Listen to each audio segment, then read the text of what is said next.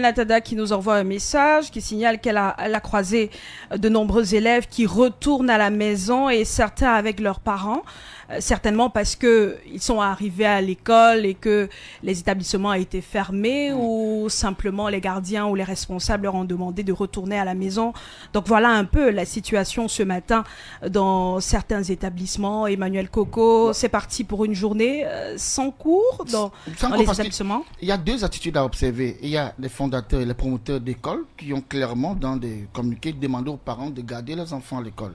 Tu as d'autres à la maison. À la maison. Tu as d'autres, tu as d'un autre côté des parents qui délibérément décident de les garder alors que l'école est bel et bien ouverte. Il y a les enseignants disponibles, mais les parents ne veulent pas prendre le risque. Donc, vous avez ces deux tableaux-là qui peuvent présenter aussi deux tableaux dans la journée qui peuvent se retrouver avec des parents qui gardent leurs enfants à l'école, certains malgré eux et d'autres par prudence. À tort ou à raison, Jean-Paul Chuniat, parce que ça fait, pour ceux qui ne sont pas allés à l'école lundi dernier et qui ont passé toute la semaine à la maison, ça fait quoi, une semaine de cours perdus. Pour ceux qui sont dans les classes d'examen, ça peut être compliqué à rattraper.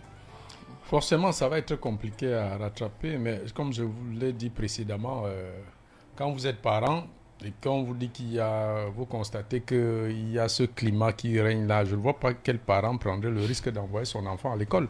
Parce que nous sommes ici à la radio, si on vous appelle là maintenant, on dit que ça a dégénéré quelque part là et que telle école a été attaquée, vous imaginez bien que quel que soit ce que vous êtes en train de faire, vous allez abandonner et partir.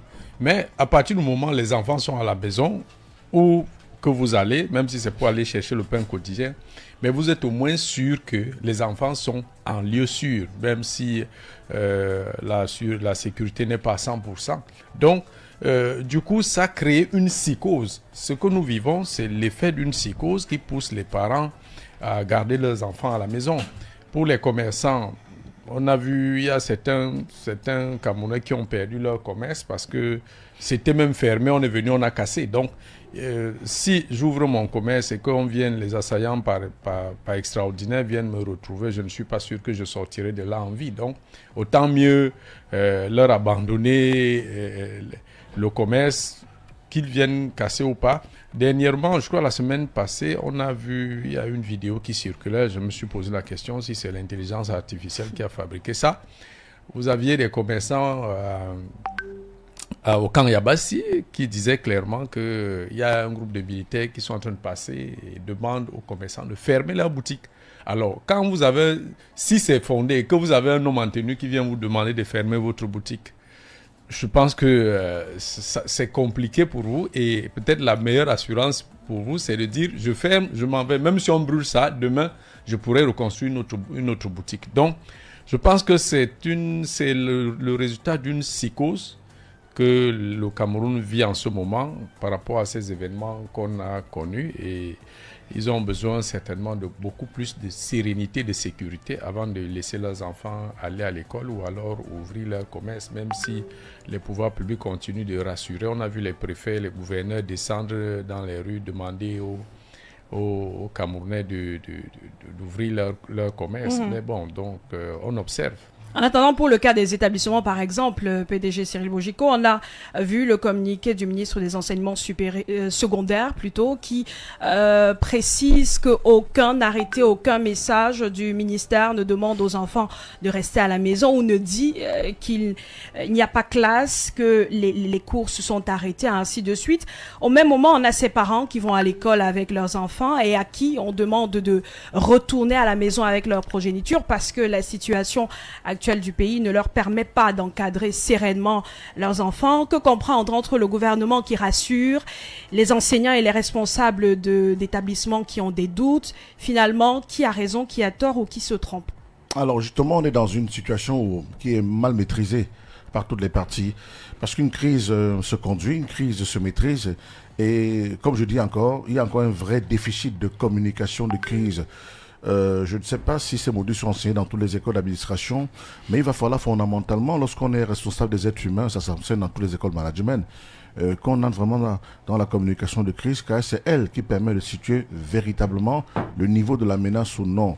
Parce que lorsqu'on est habitué à un type de discours, et lorsque vient une situation qui est inhabituelle ou qui est peu courante, comme ce que le Cameroun vit depuis quelque temps, eh bien, si le discours reste le même, ça ne change pas, puisque quand la situation a changé, le discours devrait forcément changer.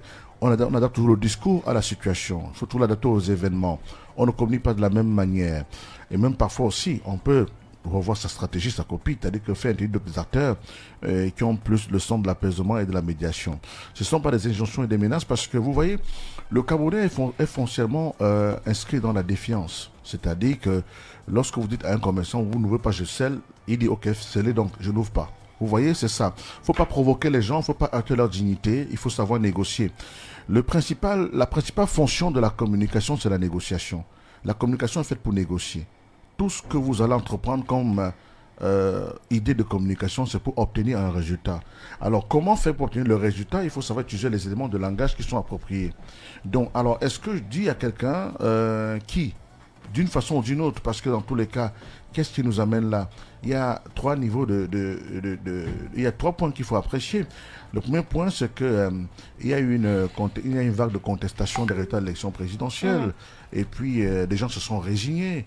Il y a maintenant un candidat, notamment le ministre Chiroma, qui estime qu'il a gagné l'élection et qui, donc de là où il est, peut donner des mots d'ordre qui sont observés par ceux qui sont ses partisans, qui peuvent observer par ceux qui estiment que, bon, on ne prend pas de risques, et qui peut être boudé parce qu'ils disent que ben, dans tous les cas, tant qu'à faire, moi je vais qu'à mes occupations. Donc à ce niveau-là, maintenant, quand vous avez 3 types de comportements pour la même situation, comment vous l'appréciez? Est-ce que vous utilisez le même élément de langage pour les 3? Absolument non, ça ne marche pas. Parce que tout le monde n'a pas la même motivation dans cette affaire. Il y en a qui disent que mon président a parlé ou alors mon président élu a parlé. Moi je ne sors pas. Pour montrer que nous sommes d'accord avec lui, moi je ne sors pas. Mais est-ce que le fait de respecter la consigne de Issa Chiroma Bakary fait de vous l'un de ses partisans ou sympathisants? Non, ça n'a rien à voir. Ça n'a rien à voir. C'est pas une question de parti ou de parti. Donc, vous avez quelqu'un qui vous dit, moi, je ne sors pas parce que j'estime que ce monsieur a raison ou je suis d'accord avec lui. C'est ce qu'on appelle une adhésion en communication. C'est ce qu'on appelle une adhésion. J'adhère à son plan, à son discours, à son plan de résistance. J'adhère à ça. Qu'on soit partisan ou pas, j'estime que peut-être, oui, j'aurais tellement voulu qu'il soit là, ainsi de suite.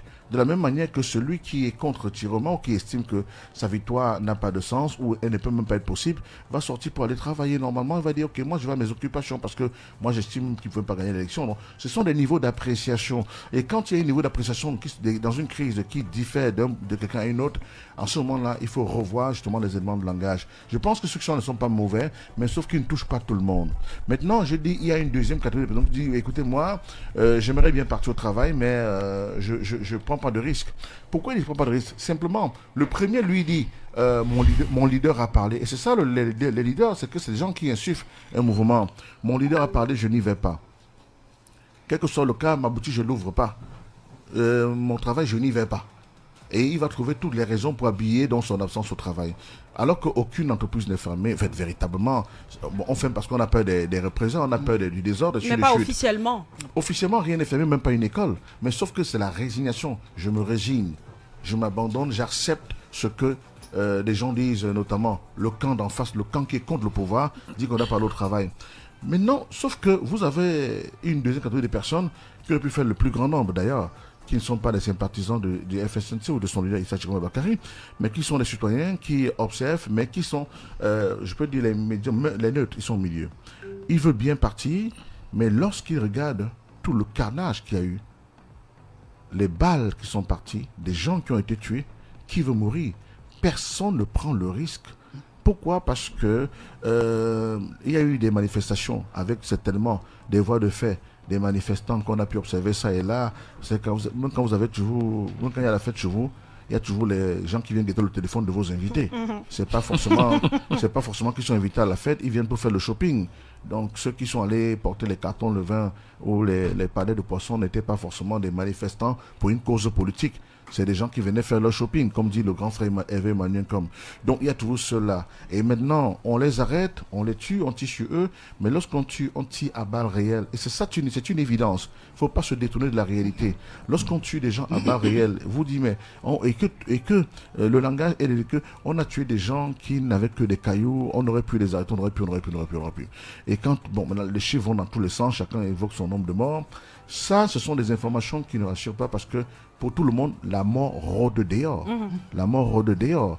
Donc, moi j'ai vécu. Et c'est ce qui fait en sorte que certains. C'était pas loin de moi. Moi il était tout seul, il n'allait pas manifester, j'en ai parlé. Donc, vous voyez, des choses comme ça envoient un message clair, un signal fort. C'est ça qui crée dans la psychose. Ça, c'est la deuxième étape. En fait, elle est créée par la façon avec laquelle on a géré ces manifestations. Maintenant, vous avez donc nos dirigeants qui ont fait des sorties qui, peut-être à mon sens, en tant qu'expert en communication, auraient pu être orientés autrement. Parce que c'est pas la même approche, hein, qu'on soit une autorité ou d'une autre. Chaque autorité a eu son approche. Je ne sais pas, parce que quand ça arrive comme ça, qu'est-ce qu'on fait au niveau de la cellule de crise? C'est-à-dire qu'en fait, lorsque le pays est dans cette situation, rapidement, le Premier ministre crée une cellule de crise. La cellule de crise est logée dans les différents, peut-être, gouvernements, préfectures, avec tout le monde. Ce sont les Bandakani, ce sont les Chouniat, ce sont les journalistes, pour coordonner ensemble, pour dire comment on sort de là, pour discuter de comment on sort de là. Et là, on entend tout le monde, parce que lorsque Emmanuel Coco parle de Bilongué, pour cette réunion-là, entre Bilongué et Bonanjo, il a vu des choses, il a entendu des choses.